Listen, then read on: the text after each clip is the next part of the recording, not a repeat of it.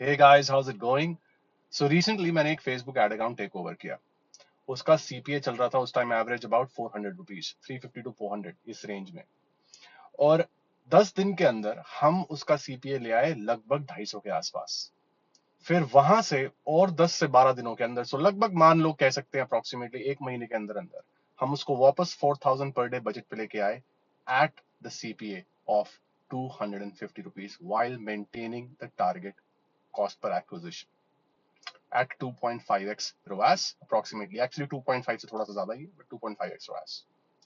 आज इस वीडियो में मैं आपको बताऊंगा बजट ऑप्टिमाइजेशन प्रोसेस फॉर्मूला कि कैसे बजट को एडजस्ट करते हैं, किस तरह एक proportional budget impact on CPA PBIC formula को आप कैलकुलेट करते हो, जिसके थ्रू अगर आपने अपना बजट लगा लो कि कल आपने इंक्रीज किया था और इंक्रीज करने के बाद 24 घंटे बाद आपका कॉस्ट बढ़ गया, सीपीए बढ़ गया, तो किस तरह से आप कैलकुलेट करके उसको कितना डिक्रीज करते हो और कितने टाइम तक ये करते रहते हो। आज इस वीडियो में इस बारे में ही बात करूंगा, खुद के हैंड्स ऑन एक्सपीरियंस है, पूरी ट्रांसपेरेंसी के साथ बताऊंगा बिना कुछ छुपाए। इस वीडियो को एंड तक जरूर देखना बिकॉज इसमें आप ऐसी चीजें सीखोगे जो आपसे शायद कोई शेयर नहीं करता। बिकॉज ये जो भी प्रोसेस मैं बताऊंगा ये मेरा खुद का ही बनाया एक प्रोसेस है और ये मैंने खुद की चैलेंजेस और प्रॉब्लम्स को जब मैंने फेस किया था तो उनको ओवरकम करने के लिए मैंने खुद एक प्रोसेस, एक एसओपी बनाया मेरी एजेंसी में। और अब क्योंकि वो ट्राइड एंड टेस्टेड है और हमने मल्टीपल एड अकाउंट्स में वो टेस्ट कर लिया है तो काम करता है, इसलिए आज वो शेयर कर रहा हूँ। In case you are meeting for the first time, hello there, my name is Rohan Sapra. I run a small ad agency in India. It's a digital ad agency, and we have documented case studies in 14 different niches, and that's just about me. Okay, so let's talk about this recent experience. अब सबसे पहले ये समझते हैं कि challenge क्या होता है बजट इंक्रीज डिक्रीज में। सबसे बड़ा चैलेंज ये होता है कि हमें पता नहीं होता कि अगर मैंने इंक्रीज किया तो कन्वेंशनल विजडम क्या कहता है, कन्वेंशनल थॉट प्रोसेस ये कहता है कि अगर आपने बजट इंक्रीज किया मान लो 20%, आपने आज इंक्रीज किया और आप कल जाके देखोगे कि 20% इंक्रीज करने के बाद बजट का मेरा क्या हुआ, उस 24 घंटे में क्या हुआ। तो यूजुअली क्या होता है टिपिकल सिनारियोज में, दो ही सिचुएशंस होती है, मोटा मोटा पकड़ के चले। अगर एक ये होता है कि या तो आपका सीपीए हाई हो जाता है या फिर आपका सीपीए मेंटेन रहता है, राइट। अब मेंटेन रहता है तो very good, but mostly the challenges people face, or one of the most common challenge, one of the most common challenges I feel, according to me, when it comes to budget increase decrease, is कि जैसे ही हमने budget increase किया हमारा CPA बढ़ गया, फिर मैंने budget को वापस डिक्रीज कर दिया और मैं यही करता रह गया, तो इसलिए मेरा एड अकाउंट ग्रो ही नहीं कर रहा, मेरा बिजनेस ग्रो ही नहीं कर रहा। सबसे बड़ा चैलेंज ये होता है। तो अब मैं ये समझाता हूँ कि ये प्रोसेस क्या है। तो पहले तो आप एक चीज लिख लो, इसको हम कहते हैं PBIC, okay, proportional budget impact on CPA. इसका कॉन्सेप्ट समझाता हूं। Proportional budget impact on CPA का मतलब ये होता है कि जब भी हम कितने भी अमाउंट से बजट को इंक्रीज करते हैं तो उसका एक स्पेसिफिक परसेंटेज इंपैक्ट आता है सीपीए पे। तो हो सकता है वो सीपीए डबल कर दे, हो सकता है वो सीपीए 3 गुना बढ़ जाए, हो सकता है सीपीए 10-20% बढ़े, तो कुछ एक स्पेसिफिक रेट ऑफ इंपैक्ट आता है, मानते हो। अब हमें पीबीआईसी समझना जरूरी है, which is proportional budget impact on CPA, कि हमने जितना बजट किया प्रोपोर्शन टू दैट बजट, उस बजट के अकॉर्डिंगली हमारे सीपीए पे कितना इंपैक्ट आया, और इस नंबर को मेंटेन करते हुए हमें स्केल करना है। समझाऊंगा इस वीडियो में कैसे।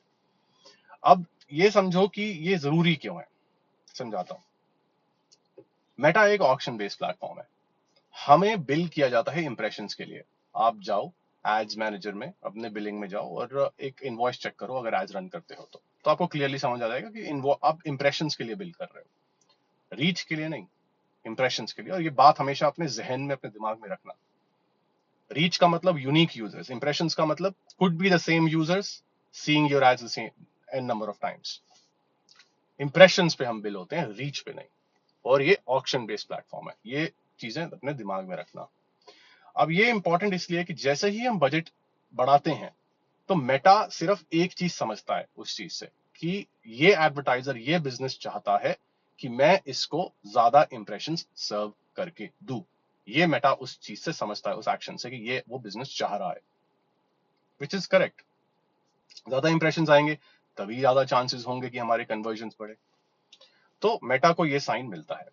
अब क्या होता है कि ये समझो कि नंबर ऑफ यूजर्स हमेशा लिमिटेड होते हैं, फाइनाइट है, इनफाइनाइट नहीं है। दुनिया में या इंडिया में अगर आप टारगेट कर रहे हैं, दुनिया में जहां पे भी आप एड्स रन कर रहे हो, इनफाइनाइट ह्यूमन बींग्स नहीं है, इनफाइनाइट पॉपुलेशन नहीं है। सिमिलरली आपके प्रोडक्ट की डिमांड इनफाइनाइट नहीं है, there is always going to be a finite limit to, like there is always a market cap.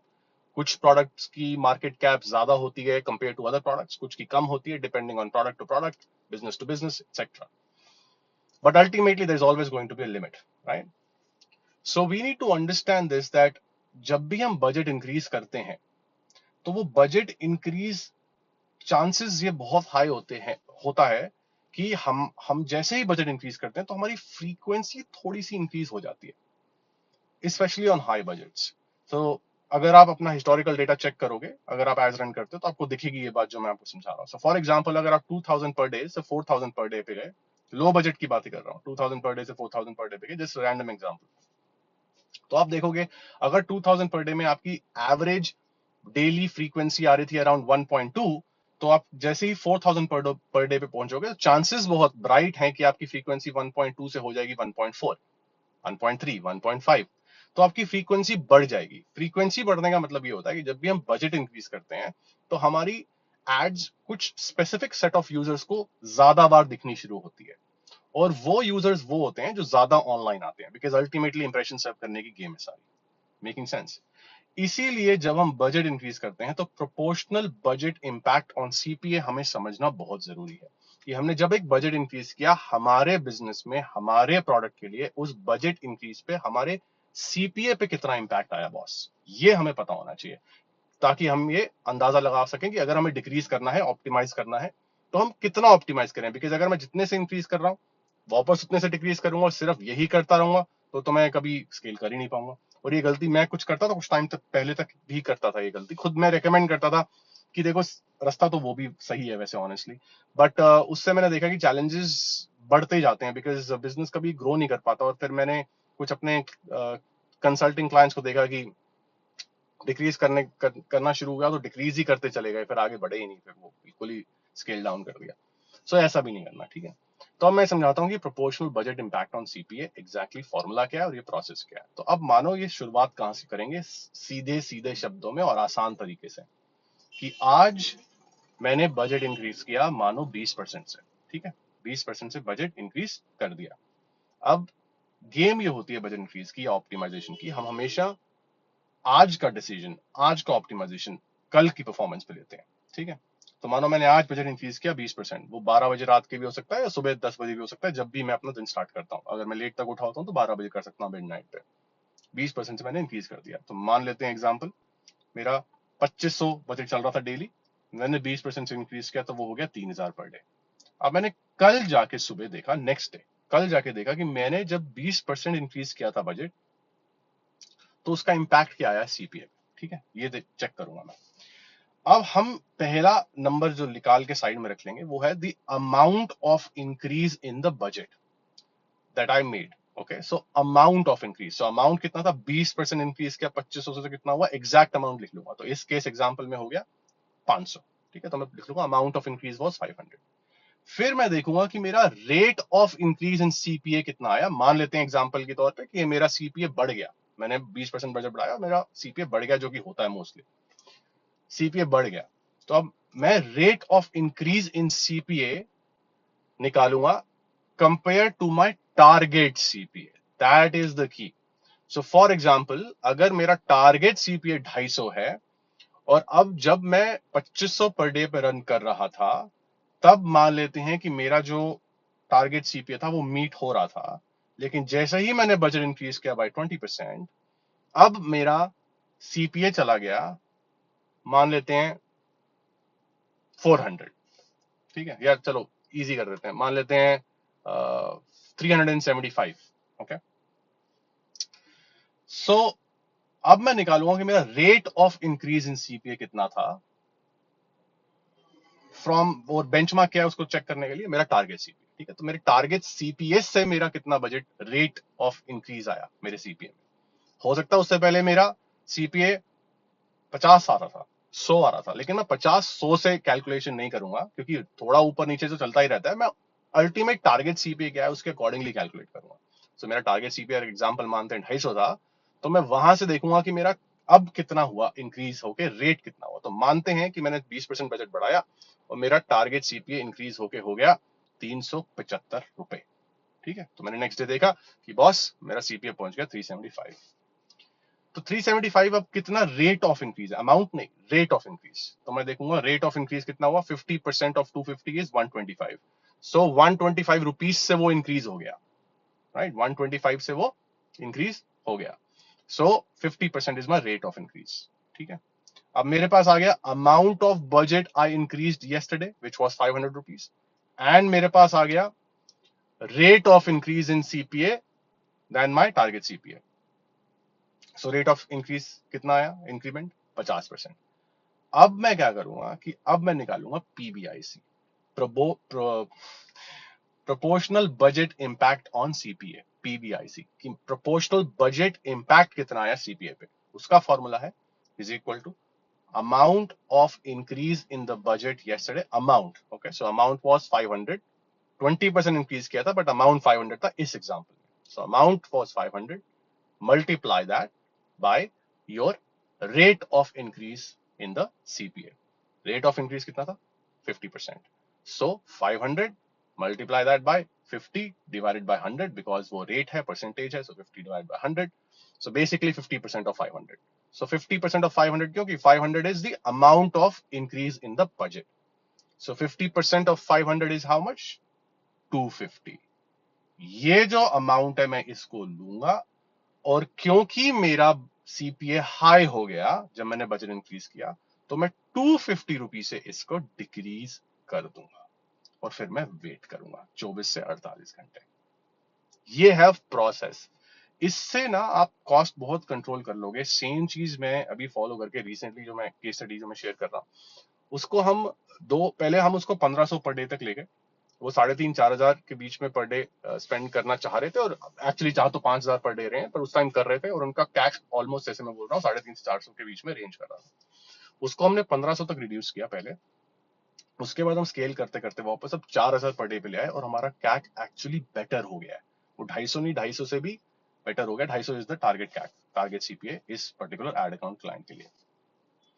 यही प्रोसेस हमने फॉलो किया है। अब जब भी मेरा बजट मैं बढ़ाऊंगा, 20% से बढ़ाऊंगा, अगर मेरा कल सीपीए मेट है, टारगेट सीपीए मेट है, तो मैं 20% से बढ़ा दूंगा। अगर वो मेट नहीं है टारगेट सीपीए से, अगर वो हाई हो गया है, मेरे इंक्रीज करने के बाद वो हाई हो गया है, तो मैं देखूंगा टारगेट सीपीए से रेट ऑफ इंक्रीज क्या है, अमाउंट निकालूंगा, amount of budget increase, and फिर निकालूंगा rate of increase in CPA, और उस इन दोनों चीजों को यूज करके मैं पीबीआईसी निकालूंगा, और पीबीआईसी को मैं मेरे करंट डेली बजट से माइनस कर दूंगा, और उतने से मैं बजट को डिक्रीज कर दूंगा, क्योंकि कल की परफॉर्मेंस मेरी बेकार थी, क्योंकि टारगेट सीपीए हाई हो गया। फिर मैं एड क्रिएटिव नया लॉन्च करूंगा। जैसे ही मैं लॉन्च करूंगा, उसके बाद जैसे ही मुझको विनर मिलेंगे, मैं स्केल करने की तरफ बढ़ूंगा। सो एक और टिप दे देता हूं बजट इंक्रीज डिक्रीज पे। Creative first, budget later. Write this down, paste it somewhere right next to your work station, wherever you work. Creative first, budget later. मेरे पास इतने ऐसे सिनारियोज हैं, मैं इतने लोगों को देखता हूँ, मेरे पास आते हैं, मुझसे क्वेश्चंस पूछते हैं, और मैं तो सबकी मदद करना चाहता हूँ, मन करे, बट पता नहीं क्यों ये गलती क्यों ओवरलुक कर देते हैं लोग। उनको लगता है सिर्फ मीडिया बाइंग से ही, जुगाड़ करके ही मैं सब कुछ कर लूंगा। देखो, मीडिया बाइंग बहुत इंपॉर्टेंट है, यस, जैसे बजट ऑप्टिमाइजेशन बहुत इंपॉर्टेंट है, पर सब सिर्फ यही नहीं है। आपको सारी चीजें समझनी है, क्रिएटिव टेस्टिंग बहुत जरूरी है। इसीलिए जब आप बजट इंक्रीज करते हो, आप कभी भी बजट इंक्रीज मत करो विदाउट अ न्यू क्रिएटिव, कभी भी मत करो। रूल ऑफ थंब बना लो इसको। हम जब स्केल करते हैं किसी एड अकाउंट को, हम तभी करते हैं जब हम साथ में क्रिएटिव डालते हैं। चाहे वो क्रिएटिव टेस्टिंग डाल रहे हैं हम सिंगल कैंपेन में, स्ट्रक्चर में जो हम फॉलो करते हैं, वन कैंपेन मेथड, चाहे हम उसके अंदर डाल रहे हैं, चाहे हम कुछ भी कर रहे हैं, जब तक हम एड अकाउंट में नया क्रिएटिव नहीं डाल रहे हैं, हम बजट इंक्रीज नहीं करेंगे। और हमारा फिर एक क्रिएटिव स्केलिंग एसओपी भी है कि इतने बजट पे हम मतलब इतने क्रिएटिव होंगे तो ही इतने बजट तक जा सकते हैं, लेकिन इससे ऊपर बजट लेके नहीं जाएंगे जब तक विनिंग क्रिएटिव नहीं होगा। जैसे अब मैं इस एड अकाउंट की बात कर रहा हूँ, तो ये 4,000 पर डे पे राइट नाउ है, और अब हमें इसको 5,000 पे लेके जाना है। उसके लिए हमें 2 नए विनिंग क्रिएटिव और चाहिए। तो अब हम इसको इंक्रीज नहीं कर रहे हैं, अब हम उसको रुक गए हैं 4,000 पर डे पे। क्यों? क्योंकि अब जब तक हमारे नए क्रिएटिव नहीं आएंगे, विनिंग क्रिएटिव, हम इसको नहीं लेके जा सकते। और जब हमारे पास विनिंग क्रिएटिव मिलेगा हमको, उसको मास्टर एसेट में हम स्टैक कर देते हैं। ये वीडियो मास्टर एसेट या कैंपेन स्ट्रक्चर के बारे में नहीं है। आप मेरे पिछले वीडियो जाके देख सकते हो, उससे काफी सीखने को आपको मिलेगा। बट ये एक प्रोसेस है जो हम फॉलो करते हैं, वन कैंपेन मेथड, जिसमें हमारे पास सिंगल कैंपेन होता है, उसके अंदर एक मास्टर एड सेट बनाते हैं, हम ब्रॉड पे उसको रन करते हैं, open targeting, no interest, and this is a CBO methodology which is pretty much what we follow. And बस यही था आज का वीडियो। सोचा कि आज बता दूं कि ये फॉर्मूला क्या होता है बजट इंक्रीज डिक्रीज का, ताकि आप एक सिस्टमैटिक तरह से अपने बजट को इंक्रीज या डिक्रीज करके, ऑप्टिमाइज करके, उसको स्केल करके, परफॉर्मेंस मेंटेन करते करते स्केल करके आगे लेके जाओ। ऐसे ही वीडियो शेयर करता रहता हूँ, यूजफुल इन्फॉर्मेशन देता रहता हूँ। अगर ये वीडियो अच्छा लगा तो एक रिक्वेस्ट है, आज दिल से बोल रहा हूँ, बहुत कम बोलता हूँ, प्लीज सब्सक्राइब कर देना। बस 10,000 सब्सक्राइबर्स पे, जिस दिन मैंने टच कर दिया 10,000 सब्सक्राइबर, आज 5,000 पे हूँ, जिस दिन 10,000 सब्सक्राइबर हो गए, ऐसा गिफ्ट दूंगा कि आप मुझे जिंदगी भर याद रखोगे। ये मेरी गारंटी है आपको। पूरी कोशिश है कि 10,000 सब्सक्राइबर जल्दी हो, ताकि मैं वो गिफ्ट जल्दी दे सकूं आप लोगों को, बिकॉज मेरी यूट्यूब की फैमिली, आप लोग मुझे बहुत प्यारे हो। सो प्लीज सब्सक्राइब करना, जल्दी से इसको 10,000 तक पहुंचाते हैं, ताकि मेरा भी इन्फ्लुएंस बढ़े online. That's my honest answer to it. लेकिन अच्छे काम के लिए बढ़ाना चाह रहा हूँ, अच्छा काम करना चाह रहा हूँ। तो अगर आपको पसंद आया तो सब्सक्राइब करना, और 10,000 सब्सक्राइबर्स पे जब हो जाए तो मुझे फॉलो करते रहना। 10,000 सब्सक्राइबर जैसे ही होंगे, एक गिफ्ट दूंगा, और ऐसा गिफ्ट दूंगा कि आप जिंदगी भर मुझे याद रखोगे। फेसबुक एड से रिलेटेड ही दूंगा, बट ऐसा दूंगा you will thank me later for it. ठीक है। सो और हाँ, फ्री दूंगा, तो कुछ पेड नहीं दूंगा, फ्री दूंगा। तो 10,000 सब्सक्राइबर्स पे। लेकिन आपकी मदद चाहिए, सब्सक्राइब जरूर करना अगर इस वीडियो से वैल्यू मिली है तो। नहीं मिली वैल्यू, मत करना सब्सक्राइब, सिर्फ तभी करना वैल्यू मिली। पिछले वीडियो जाकर देख लेना, अगर अच्छा लगे तो ही सब्सक्राइब करना, ऐसे ही जबरदस्ती मत करना। ओके, ठीक है। तो दैट्स इट फॉर टुडे। कोई क्वेश्चन हो तो जरूर पूछ लेना, बाकी मिलते हैं फिर अगले वीडियो में। Until next time, may the God of roes be with you.